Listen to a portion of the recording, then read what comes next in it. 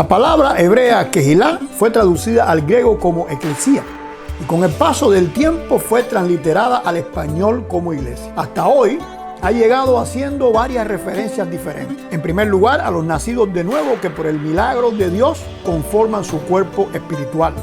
También al grupo visible de creyentes que se organiza legalmente como una institución, aunque pudieran nunca haber nacido de nuevo. E inclusive hasta los edificios donde se celebran actividades religiosas cristianas. Sin embargo, con este paso del tiempo y como resultado de la romanización del mundo y de la iglesia institucional, no habremos transformado o perdido un poco, o tal vez mucho, de la esencia y la forma con que Dios reveló en su palabra cómo debían hacerse las cosas.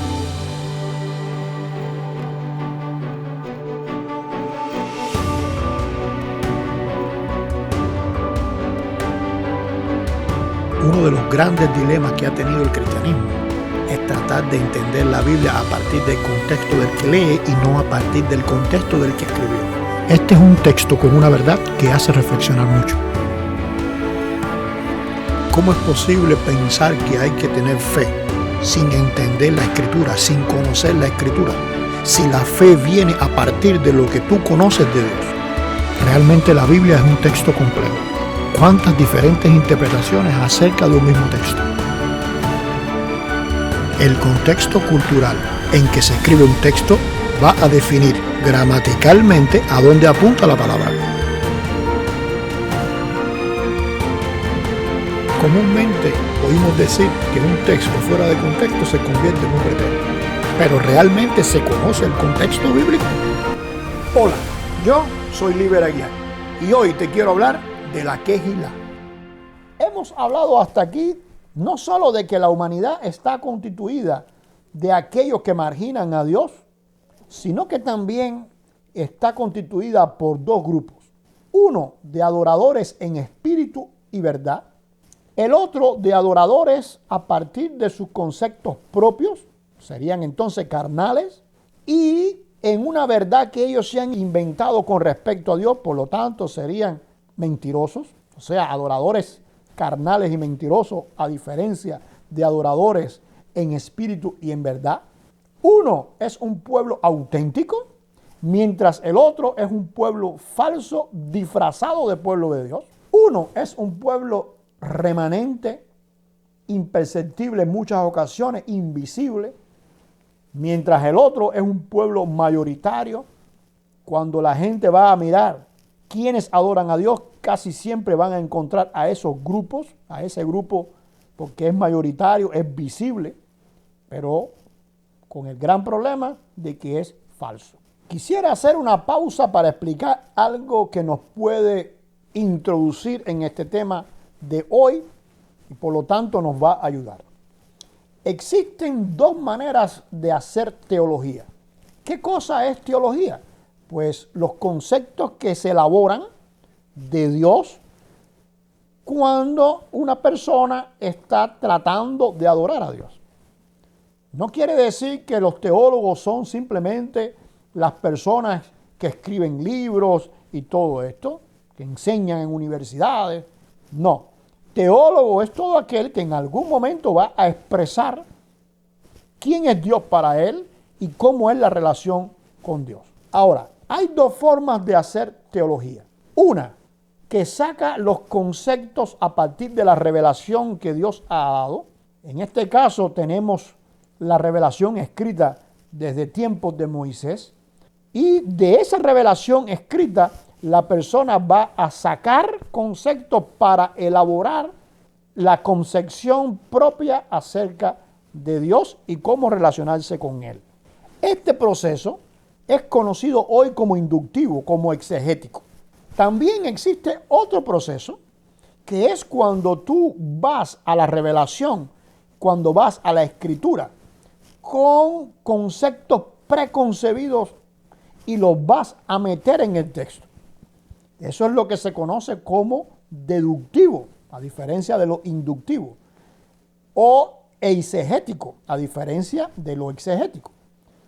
O sea que uno va a construir a partir de lo que Dios está revelando en la Escritura, el otro va a tener la concepción, la predisposición con determinados temas, va a ver la escritura con esa óptica y en ocasiones va a tener conceptos y va a tratar de buscar en la escritura algún texto que encaje con lo que cree.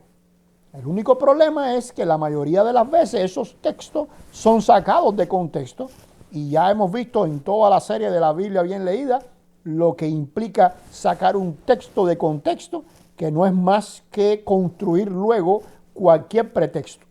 Así que cuando usted saca un texto de contexto, pudiera encajar de muchas maneras con la idea que usted tiene preconcebida y con la que va al texto. Tristemente, la mayoría de los teólogos hasta hoy, y cuando digo la mayoría me refiero al 99,9% de ellos, sin importar la denominación, no vaya a sentirse usted que por estar en una denominación X sus teólogos son especiales, aunque hay teólogos especiales, pero la mayoría va a utilizar el texto deductivo. Aparece un concepto y van a estar sacando del texto determinados versículos, en la mayoría de los casos así agarrado con una pinza y jorobados un poco para argumentar lo que ellos están expresando en su teología. Es en esta forma de hacer teología, a partir de lo deductivo y de la exégesis, que vamos a encontrar un tipo de conclusión con respecto a Israel muy diferente a la que hemos visto en los episodios anteriores, a pesar de lo claro textualmente en que lo hemos expresado. Pero hay una diferencia que ha nacido en este grupo y que muchas veces predispone a los lectores, predispone a la persona cuando va a leer el texto bíblico. Para ellos existe una diferencia marcada entre Israel y los creyentes gentiles en Jesús, que es a lo que llaman iglesia. Esta conclusión teológica, que es tan popular hasta hoy, en realidad nació en el siglo II dentro de las comunidades gnósticas. Y cuando digo comunidades gnósticas, no me refiero a las comunidades cristianas que son el resultado de las comunidades gnósticas judías. Pero dentro de ellos, tanto judías como cristianas posteriores, pues surgió esta perspectiva de diferenciar entre el Israel físico de nación y la iglesia. Pero no como dos pueblos que vienen paralelos, como hemos dicho hasta ahora, sino como que uno fue hasta el momento en que llegó Jesús y el otro apareció después que llegó Jesús. Estos teólogos que establecen esa diferencia en el tiempo, porque una cosa es diferencia cualitativa, o sea, se diferencia uno del otro por cualidades diferentes en cuanto a conceptos, sino en diferencia en cuanto a tiempo, uno fue hasta Jesús, el otro después de Jesús, es que van a surgir también dos grupos dentro de ellos. Los que consideran que la nación de Israel fue desechada, o sea, una vez que nació la iglesia después de Jesús, Israel fue desechado, y el otro grupo dice, no, Israel no fue desechado, pero sí fue endurecido hasta que este grupo llegue a la plenitud de los gentiles y ellos entonces van a venir a formar parte de ese nuevo grupo. Como queriendo complicar más todo esto, de este segundo grupo también se va a fraccionar y encontraremos dos grupos más, todo esto de forma general, que son los que consideran que en el tiempo intermedio hasta que la plenitud de los gentiles sea, Israel debe guardar la ley de Moisés y esta debe ser guardada a la manera en que la enseñaron los fariseos hasta hoy. Aún cuando se conviertan al mensaje divino, deben seguir guardando la ley en esa forma farisea. Pero también están los que creen que en este tiempo intermedio, si alguno se convierte, lo que debe es dejar toda esa forma farisea y asumir la forma del cristianismo, específicamente el cristianismo occidental, Y cuando miramos este cuadro, como es característico de la teología deductiva, cada uno de ellos, cada uno de estos grupos, va a tener pasajes que apoyan lo que creen, pero también van a tener pasajes que contradicen lo que creen los demás.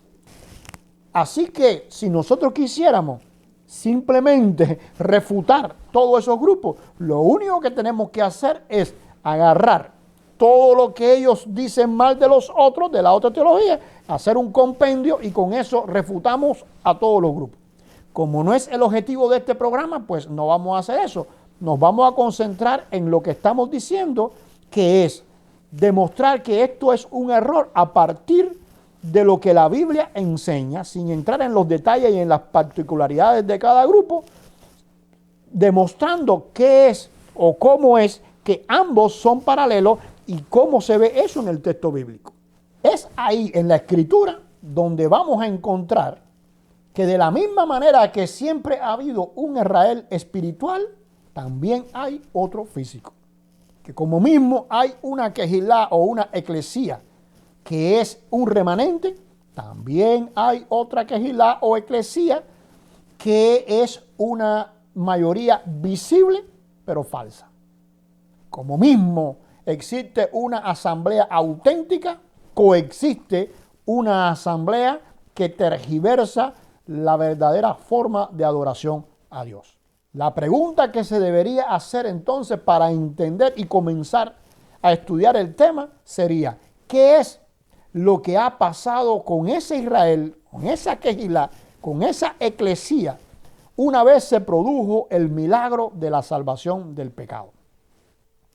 Pues muy sencillo, que todas las promesas que Dios había hecho a ellos, pues fueron cumplidas.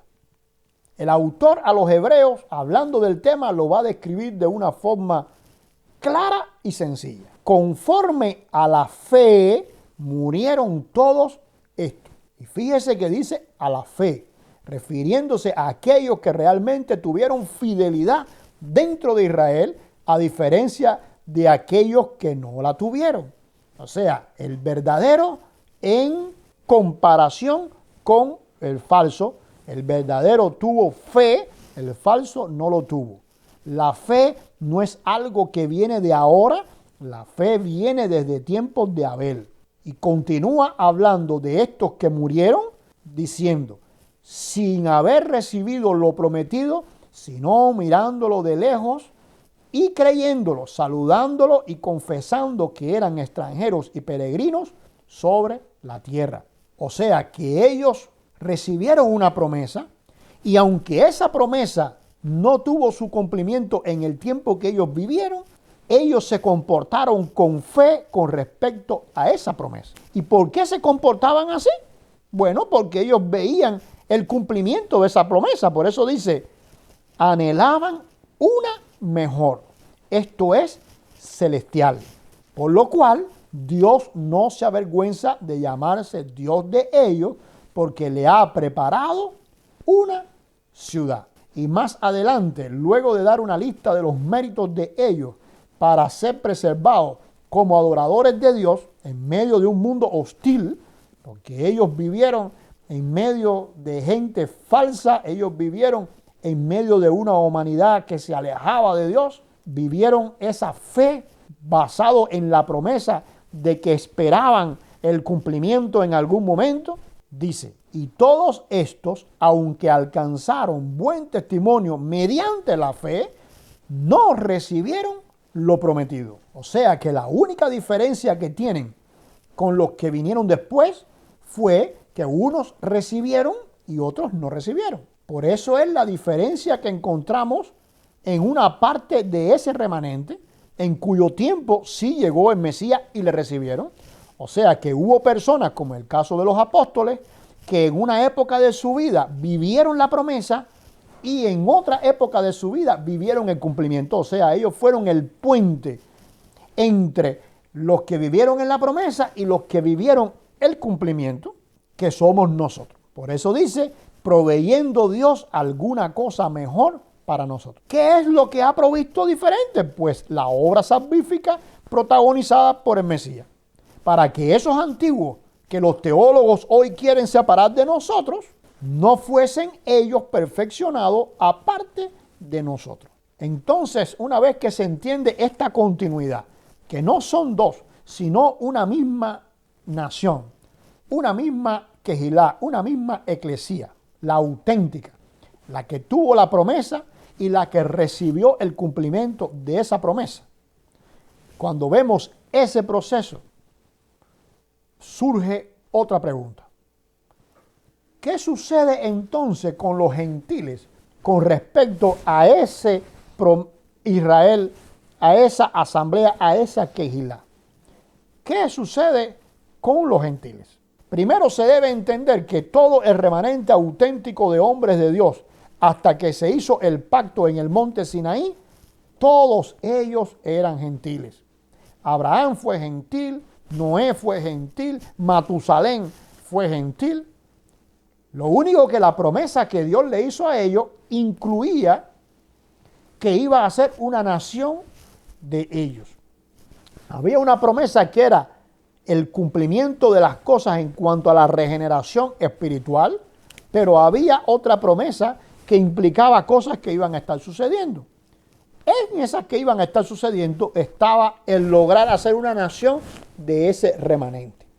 Pero esa nación no era una nación como las demás, era una nación de sacerdotes de Dios. Pero una vez que Dios hizo esa nación, Él nunca cerró la puerta para los gentiles. Uno de los ejemplos más claros fue el de aquella moabita, de cuya nación Dios había dicho que nunca ellos iban a formar parte de Israel. Sin embargo, el día que ella le dijo a su suegra, tu pueblo será mi pueblo y tu Dios será mi Dios, automáticamente fue insertada en la nación y sabemos que de ella nació el rey David y de ella también nació el Mesías. Ahora, si miramos la lista de personas que han sido incorporados a la nación de Israel, inclusive desde que salieron de Egipto, cuando ya salieron con gente entre ellos, y por eso es que la ley a Moisés va a incluir a los extranjeros que están dentro de ti. Pues entonces vamos a ver que Dios nunca ha desechado a esos gentiles de la asamblea, de la quejilá, de la eclesía, del Israel de Dios. Se pudiera pensar que es una coincidencia que Rahab o Ruth formaran parte de la genealogía de Jesús. El asunto es que en realidad ellas fueron incorporadas a la tribu de Judá como ocurría con cualquier otro gentil. La nación de Israel estaba constituida por 12 tribus y los gentiles iban a ser incorporados ¿a cuál tribu? Pues a la tribu de Judá. ¿Por qué? Porque es la tribu de Judá la que representa la asamblea, la que representa la quejilá, no es la que lo es, sino la que lo representa, la que representa a la eclesía. Pudiéramos decir que cuando se habla de tribu de Judá, se habla del corazón de Israel. Por eso es que usted ve que a Pablo no le molesta que aún siendo de la tribu de Benjamín, se le llame judío. Ni a aquella señora que recibió al Mesías en sus brazos, que era de la tribu de Aser, se le llame judía. Y hasta hoy, a todos los de la nación de Israel, se le llame judío. Aunque algunos piensan que hay tribus perdidas y todo esto, siempre ha habido dentro de la nación de Israel de todos, porque se movían de una tribu a otra. Así que cuando a ellos se les dice judíos, se sienten cómodos, se sienten bien, porque simplemente representa el corazón de Israel.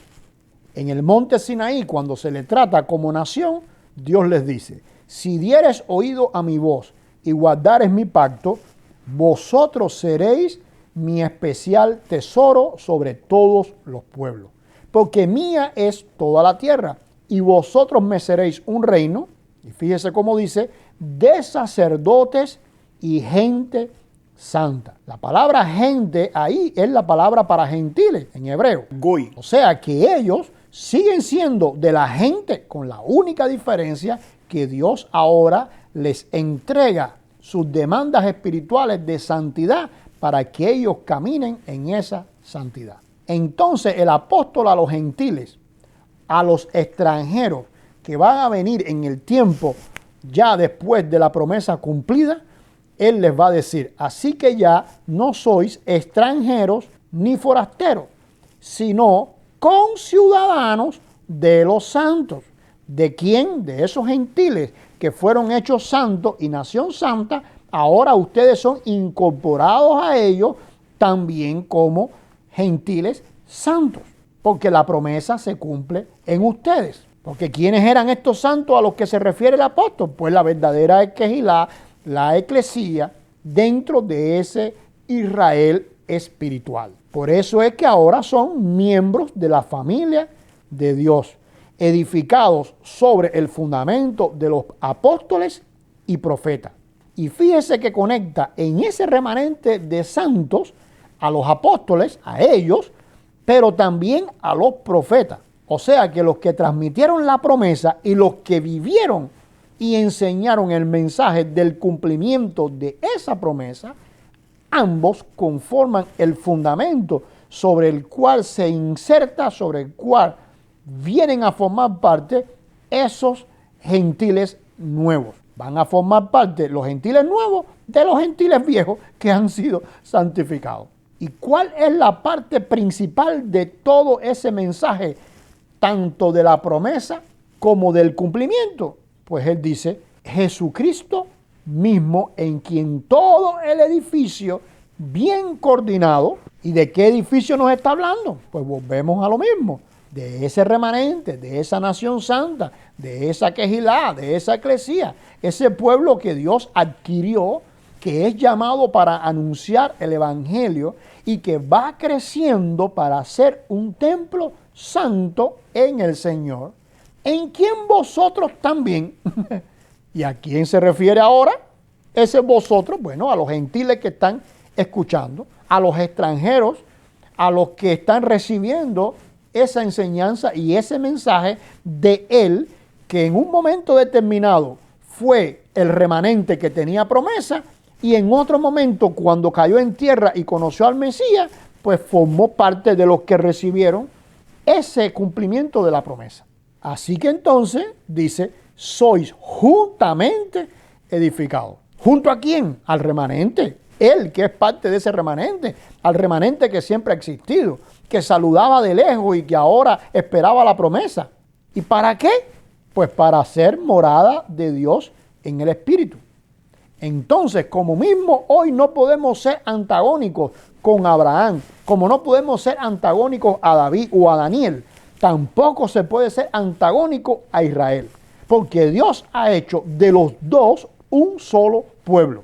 La pregunta que cabe ahora sería, ¿y cómo se unen estos dos? ¿Cómo se pegan? Porque acuérdate que la imagen de barro se derrumbó porque el hierro y el barro no se unían.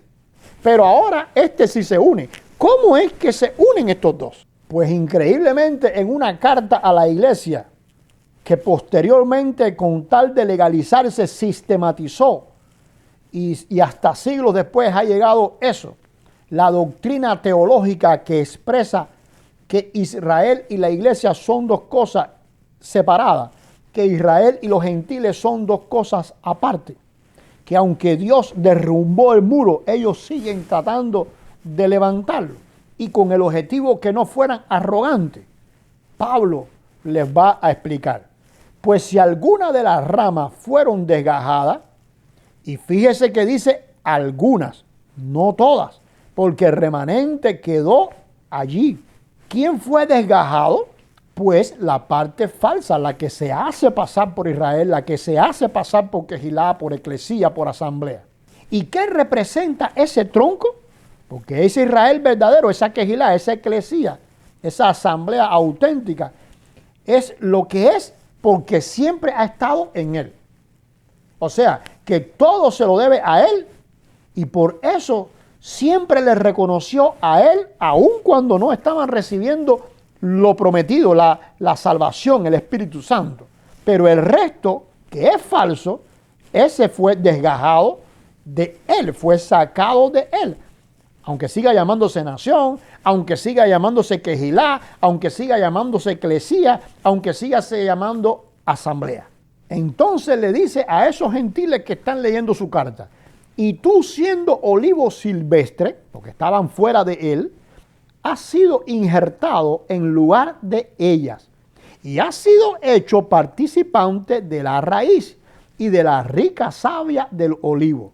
No te jactes contra las ramas. O sea, no hagas ese tipo de teología lógica que por ver a esa mayoría falsa saca conclusiones que no tiene que sacar y que no han sido reveladas por Dios en su palabra. Porque si te jactas, sabes que no sustentas tú a la raíz, sino la raíz a ti. Es decir, que están batallando contra la propia voluntad de Dios y persiste en eso a pesar de lo que está sumamente claro en el texto bíblico. Con esto pudieran estar dejando en evidencia su desconocimiento, porque no todo el que cree cosas mal creídas es porque tiene malas intenciones. Hay quien simplemente no tiene el conocimiento, la información, el análisis para entender algunas cosas. Pero cuando usted va en contra de lo que está claro, cuando usted va en contra de los argumentos precisos simplemente porque usted cree que no y no quiere dar su brazo a torcer, pues pudiera ser que esté dando por evidencia lo falso que es usted. Y eso no importa de que sea un teólogo, no importa que sea pastor, rabino, presbítero, patriarca o papa. Toda persona que se opone diametralmente malintencionado a lo que está más que evidente en la Biblia, está dejando por evidencia también su naturaleza falsa. Por eso continúa diciendo Pablo que las ramas fueron desgajadas para que yo fuese injertado. Porque fíjese que el propio Pablo en otro tiempo formaba parte de ese Israel falso, de ese Quejilá falsa, de esa eclesía falsa, de esa asamblea falsa de Israel. Y él precisó ser injertado en el buen olivo. Y aunque algunos de sus coterráneos fueron desgajados, él fue injertado. ¿Y por qué pasó esto? Por su incredulidad fueron desgajados. Tú por la fe, o sea, la fe en la sola gracia de Dios, estás en pie.